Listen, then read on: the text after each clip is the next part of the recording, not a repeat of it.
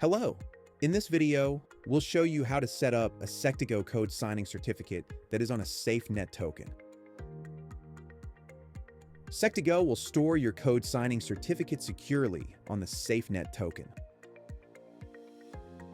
We'll show how to use the Safenet authentication client to access your code signing certificate. Before issuing your code signing certificate, Sectigo completes an industry-standard validation process, so your certificate will be trusted by Microsoft Windows and other platforms.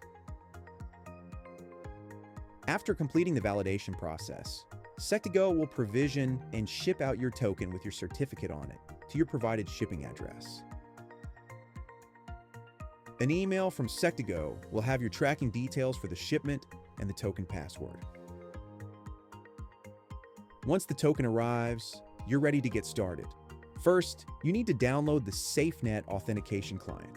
Visit Sectigo's website to download the authentication client. Simply select your operating system and download the package. Once your download is complete, install the tool on your system. In this case, we're installing it on a Windows computer. Read and accept the license agreement and continue with the installation process. Then finish the setup wizard. Now you can launch the Safenet authentication client. Attach the USB token into your computer and watch as the blue light begins to glow on the hardware. The name of your certificate should now display on the Safenet authentication client home screen. We always recommend changing the token password. To do that, click on Change Token Password. Enter the current token password that was provided to you by Sectigo on email, and then enter a new password that meets the minimum requirements. Now click OK. The token password is now changed. Things to remember while changing the password. If you receive an incorrect password error, contact Sectigo for assistance. Repeated incorrect passwords can lock the hardware token permanently.